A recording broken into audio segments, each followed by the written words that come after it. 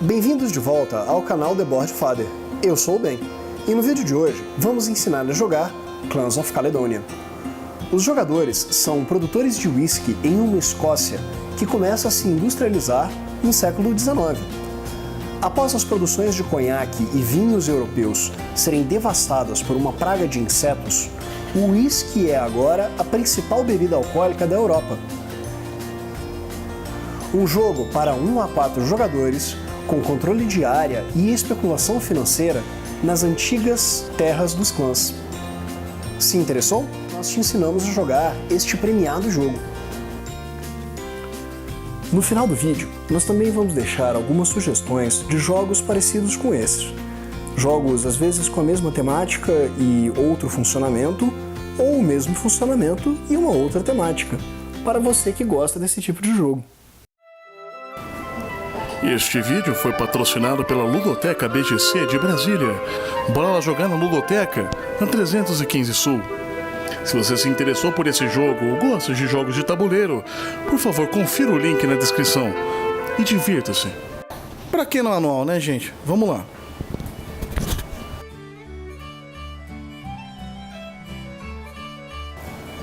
Para este vídeo, iremos demonstrar o modo padrão de jogo para 4 jogadores. Consulte a página 8 do manual para as alterações na variante solo e a página 9 para as versões simplificada ou mais avançada de jogo. Para dar início, selecione um lado qualquer dos 4 tabuleiros modulares do jogo e os coloque sobre a mesa da seguinte maneira.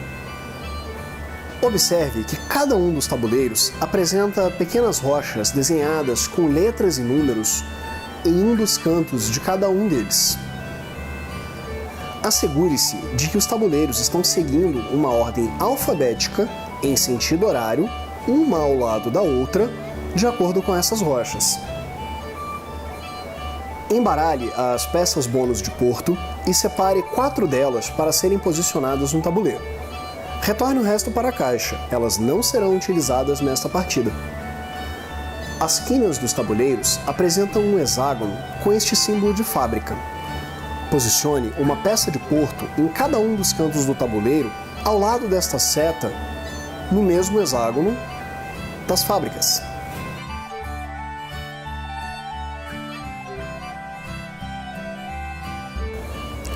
Faça uma pilha ao lado do tabuleiro com cada um dos marcadores de produtos e com as moedas.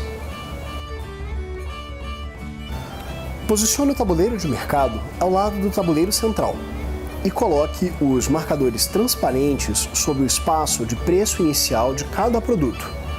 Estes números com círculos coloridos em volta de cada um. Posicione também o tabuleiro de exportação ao lado do tabuleiro central. Embaralhe as peças de contrato de exportação e as coloque em uma pilha virada para baixo ao lado do tabuleiro de exportação. Preencha cada um dos espaços disponíveis com os contratos. Embaralhe as peças de pontuação e selecione 5 delas para serem utilizadas.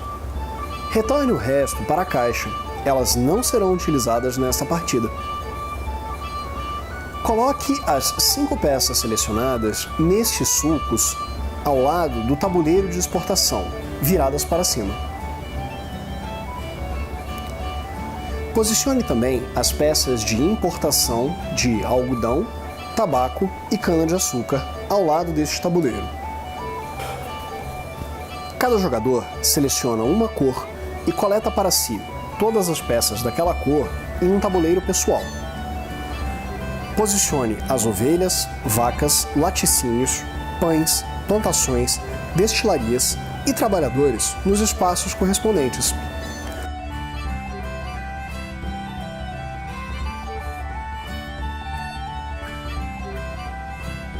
Posicione 5 cubos nestes espaços e deixe 2 cubos restantes ao lado de seu tabuleiro.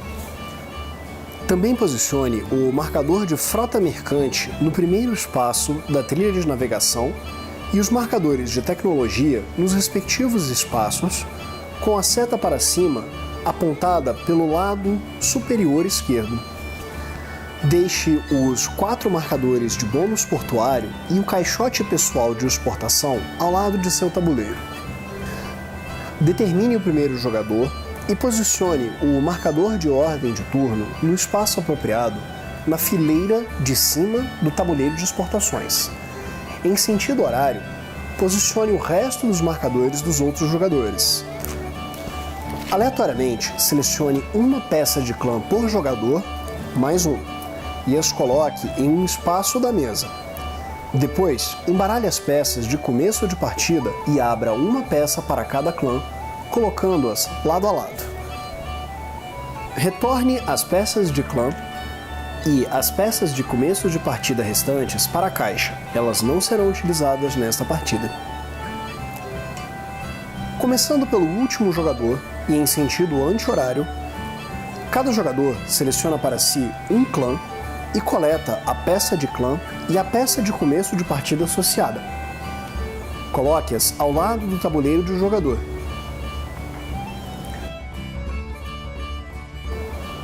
Retorne o conjunto de peça de clã e peça inicial que não foi selecionado pelos jogadores para a caixa.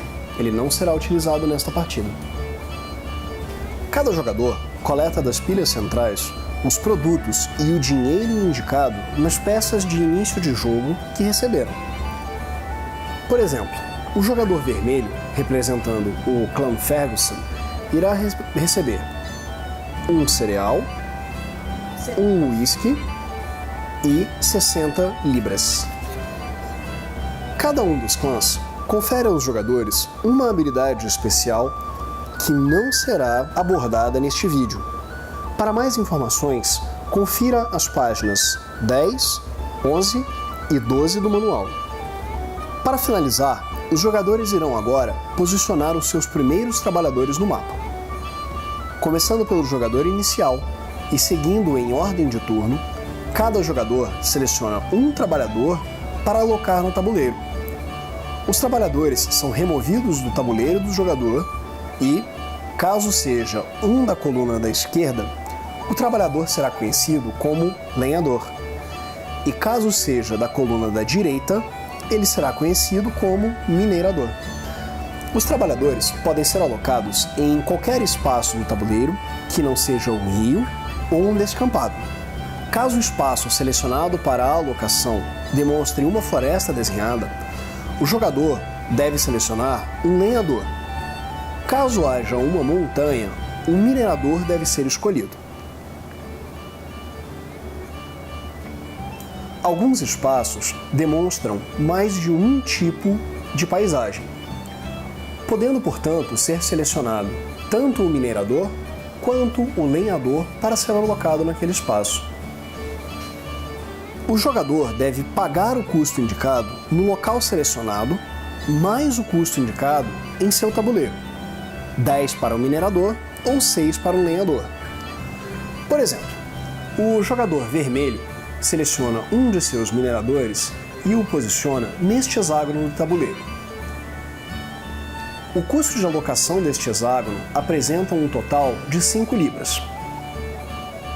E o custo natural dos mineradores são 10 libras.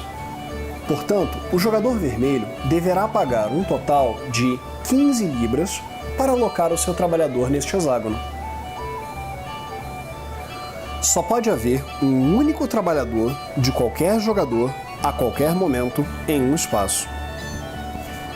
Depois disso, em ordem reversa de turno, ou seja, começando pelo último jogador e seguindo até o primeiro, cada um deverá adicionar um segundo trabalhador. Ele pode ser alocado em qualquer espaço, respeitando a regra de um trabalhador por espaço e de alocação de lenhadores e mineradores, e ele pode ser alocado ao lado ou distante de um trabalhador já existente no tabuleiro de qualquer jogador. Agora, você e seus amigos já estão prontos para jogar Clans of Caledonia. Vamos às regras. A partida terá a duração de 5 rodadas, cada uma subdividida em 4 fases. A primeira fase, a fase de preparativos, será explicada mais adiante neste vídeo. uma vez que a mesma é pulada na primeira rodada. A segunda fase, a de ações, é a principal fase do jogo, onde os jogadores irão tomar ações como finalizar contratos, alocar mais peças no tabuleiro, lidar com o mercado e etc. A terceira fase é a fase de produção, onde tudo que há no tabuleiro irá produzir algo. Por fim, a quarta fase é a oportunidade que os jogadores terão de receber pontos de glória de acordo com o bônus de cada fase. Ao final do jogo, vencerá o jogador com mais glória. Vejamos agora cada uma das fases em detalhes. Fase de ações. Esta fase é jogada em ordem de turno. Cada jogador poderá executar uma das ações descritas no auxílio de jogador. Após todos os jogadores passarem, esta fase chega ao fim. Uma vez que um jogador tenha passado, ele está fora dessa fase. Vejamos agora as 8 ações disponíveis nesta fase. Negociar. Ao selecionar esta ação, o jogador poderá enviar um ou mais de seus mercadores para um mercado para comprar ou vender um tipo de bem. O marcador transparente indica o valor de venda e compra de cada produto. Cada mercador permite ao jogador comprar ou vender um tipo de produto.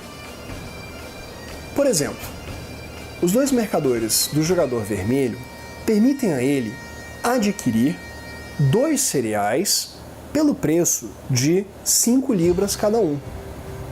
Portanto, o jogador paga 10 libras para poder adquirir seus 2 cereais. Após comprar todas as unidades possíveis deste bem, ajuste o preço de mercado em um número de espaços igual ao total de unidades compradas. Por exemplo, o jogador vermelho adquiriu 2 cereais. Então, empurramos o marcador transparente 2 casas para cima. Caso o jogador venda os produtos, o inverso ocorre. O preço do produto é reduzido o mesmo número de casas que o número de unidades vendidas. Comprar e vender o mesmo produto na mesma rodada não é possível. Portanto, o jogador vermelho não poderia, ao longo de sua rodada, vender cereais. É possível que o mesmo jogador compre e venda produtos diferentes. Porém, cada um deles corresponde a uma ação. Portanto, o jogador deverá tomar 2 ações separadas. Obter contrato. O jogador pode coletar um dos contratos disponíveis no tabuleiro de exportações. O custo para essa ação está indicado no marcador de rodada à direita do escudo de pontuação extra. Note que na primeira rodada o jogador recebe 5 libras e na segunda rodada não há qualquer custo para o jogador adquirir um contrato de exportação. A partir da terceira rodada, os números estão em vermelho. Isso indica que o jogador deverá pagar para poder adquirir um contrato de exportação.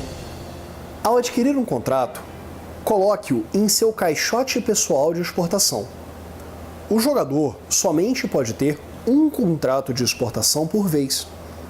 Ele também não pode selecionar a ação de obter contrato caso já possua um contrato ativo em seu caixote. Expansão. Esta ação permite ao jogador remover uma das peças em seu tabuleiro e posicioná-la no tabuleiro central de jogo.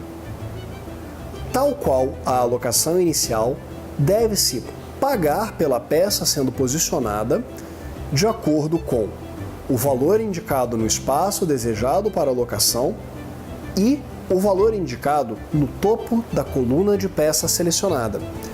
Porém, a peça deve ser alocada em um espaço adjacente a uma peça já existente e não podendo ser separada por um rio. Por exemplo, o jogador vermelho decide construir um pasto para vacas. Para isso, ele deverá pagar 9 libras pela vaca e 3 libras pelo hexágono selecionado, totalizando 12 libras. Há a possibilidade de alocar uma peça de acordo com a distância de sua frota mercante, ou seja, atravessando lagos e rios, porém, explicaremos isto mais adiante.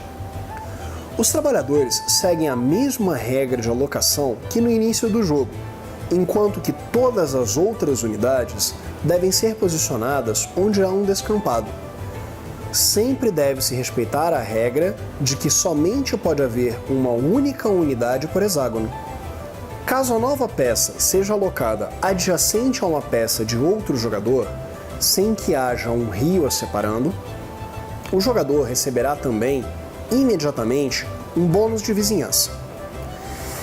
Isso lhe permite até 3 unidades de um produto idêntico ao produto produzido pela unidade a qual foi avizinhada.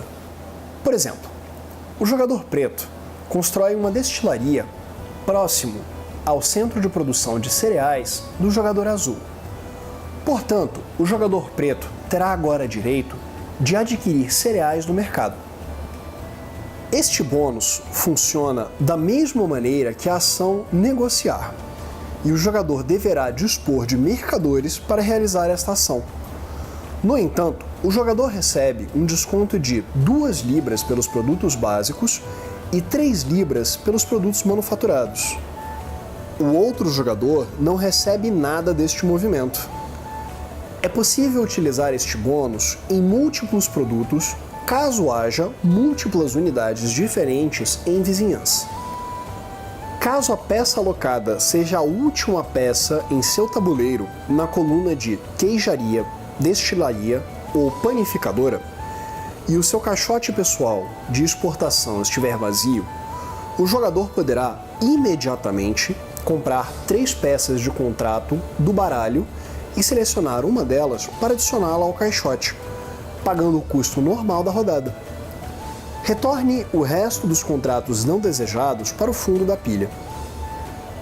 Atualizar a frota mercante.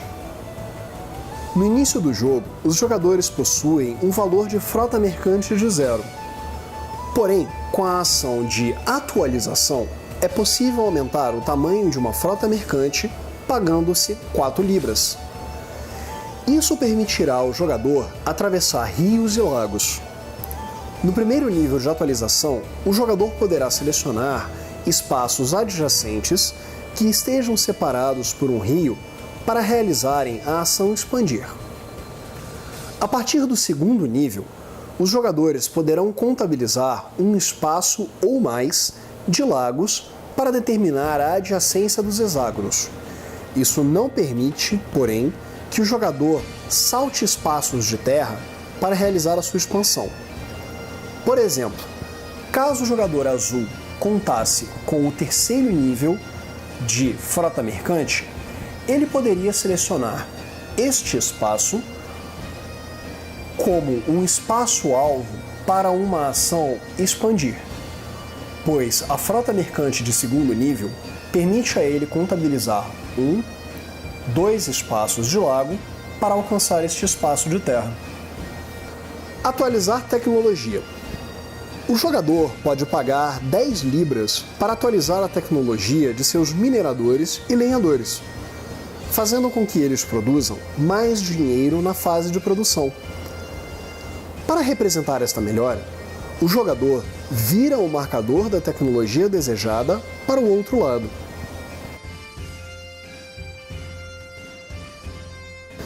Contratar um mercador.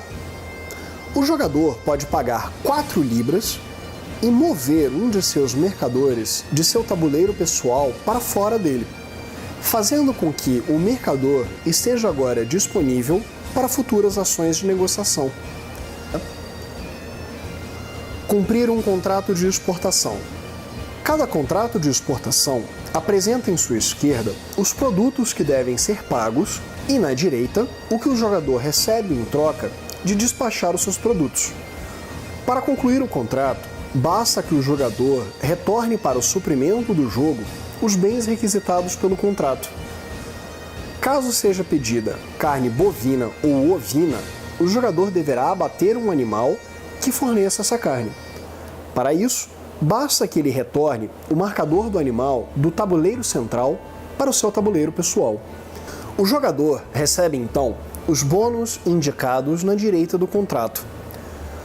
Ao receber um pagamento que indique algodão, tabaco ou cana-de-açúcar, mova o respectivo marcador um número de espaços indicados no tabuleiro de exportação. Ao final do jogo, cada contrato concluído pelo jogador irá conferir pontos de acordo com a quantidade de contratos e a quantidade de casas avançadas pelo marcador de cada um destes produtos. Passar. O jogador abandona a atual fase de ações e move o seu marcador de ordem de turno para a primeira posição disponível mais à esquerda na linha de baixo do caminho de ordem de turno no tabuleiro de exportação. O jogador recebe imediatamente a quantidade de dinheiro indicada na posição aonde o seu marcador parou. Por exemplo, o jogador branco irá receber 16 libras por ter sido o primeiro a passar. Além das 8 ações possíveis que um jogador poderá tomar, também pode-se beneficiar de um porto, caso o jogador possua uma de suas peças em um espaço do mapa adjacente a um. Cada porto somente poderá ser utilizado uma vez por jogo por cada jogador. Ao utilizar um porto, posicione o marcador de bônus do jogador ao lado do porto para indicar que ele não poderá mais se beneficiar deste local. O jogador coleta imediatamente os benefícios apontados pelo porto. Fase de produção. Nesta fase, os jogadores receberão os bens produzidos por suas peças alocadas no tabuleiro. No tabuleiro pessoal de cada jogador, está indicado o bem produzido por cada uma das peças alocadas no tabuleiro, sendo dinheiro ou produtos. No caso dos trabalhadores, o valor da esquerda é produzido caso a tecnologia do jogador seja a inicial do jogo. E no caso da direita, se a tecnologia foi melhorada, o jogador receberá aquele valor. Então, por exemplo, o jogador vermelho irá receber 6 libras pelos seus lenhadores e 6 libras pelos seus mineradores. No caso da produção de dinheiro, os valores demonstrados não são cumulativos. Utilize o maior valor demonstrado de acordo com a tecnologia atual do jogador. Depois de coletarem as suas produções, os jogadores terão, neste momento, a possibilidade de beneficiar-se de suas manufaturas. Caso desejem e caso possam, os jogadores poderão transformar os seus produtos básicos em produtos manufaturados. Cada queijaria pode produzir um queijo ao custo de um leite. Cada panificadora pode produzir um pão ao custo de um cereal. E cada destilaria pode produzir um uísque ao custo de um cereal. Não importa a origem dos produtos utilizados para se gerar os produtos manufaturados.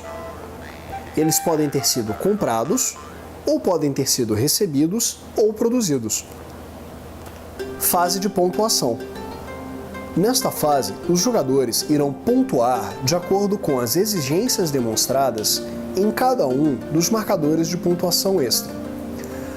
As exigências estão demonstradas na metade superior do marcador e os pontos de glória a serem ganhos estão indicados na metade inferior. Fase de preparo. Conforme mencionamos, esta fase é pulada na primeira rodada de jogo. Resolva as seguintes tarefas durante esta fase. Vire o marcador de pontuação da fase atual. Reponha os pedidos de exportação, caso necessário, no tabuleiro de exportação. Por fim, cada jogador recupera quaisquer mercadores que possua no mercado. Ao final da última rodada, o jogo termina, e os jogadores somam agora os seus pontos de vitória. Utilize a planilha de pontuação provida para isso. Primeiro, os jogadores registram os seus pontos de glória. Eles receberão um ponto de vitória para cada casa alcançada na trilha de glória. Depois, para cada produto básico ainda em sua reserva, confere aos jogadores um ponto de vitória, cada um. Registre também os produtos manufaturados. Cada um confere 2 pontos de vitória para o jogador. Para cada 10 libras que o jogador possuir, ele receberá 1 ponto de vitória. O dinheiro que sobra serve como critério de desempate. O jogador recebe 1 ponto de vitória para cada lúpulo importado que constar em seus contratos de exportação cumpridos. Por exemplo, se ele tivesse fechado esse aqui, ele receberia 2. Neste momento, verifique a posição de cada um dos marcadores do algodão, tabaco e cana-de-açúcar. O mais raro irá valer mais pontos. Portanto, a cana-de-açúcar, aquela que avançou menos no marcador, irá valer 5 pontos, enquanto o tabaco conferirá 4 pontos e o algodão 3 pontos. A quantidade de pontos de vitória recebidas por cada jogador será igual ao número de produtos importados que ele possuir em seus contratos de exportação, multiplicados pelos respectivos multiplicadores apontados pelos marcadores. Portanto, para cada ponto de cana-de-açúcar que o jogador possuir em seus contratos concluídos, ele irá multiplicar por 5 para obter a sua pontuação, fazendo o mesmo para o tabaco e o algodão, porém respeitando os respectivos multiplicadores, 4 e 3. O jogador que concluiu o maior número de contratos receberá 12 pontos de vitória, enquanto que o segundo jogador receberá 6 pontos de vitória. O terceiro e quarto jogador não recebem nada. Por fim, os jogadores verificam a quantidade de povoados que possuem, isto é, cada aglomerado de peças que possuírem no tabuleiro. Cada conjunto de peças adjacentes, não separadas por um rio e independente no nível de frota mercante, contam como um grupo de peças adjacentes. Por exemplo, o jogador vermelho possui 2 povoados. Uma única peça poderá, possivelmente, ser contabilizada como um povoado. Os 3 jogadores que possuírem a maior quantidade de povoados irão pontuar nesta etapa. Os jogadores verificam a distância de cada povoado que possuem. Um povoado que esteja a uma distância menor ou igual ao nível de frota mercante do jogador será contabilizado para essa disputa. Aquelas peças que constituem povoados mais distantes do que isso não entram para a contabilização de povoados. Lembre-se que, nesta etapa de pontuação, não importa a quantidade de peças que cada povoado possui, mas a quantidade de povoados que cada jogador possui. O jogador que somar a maior quantidade de pontos vence o jogo.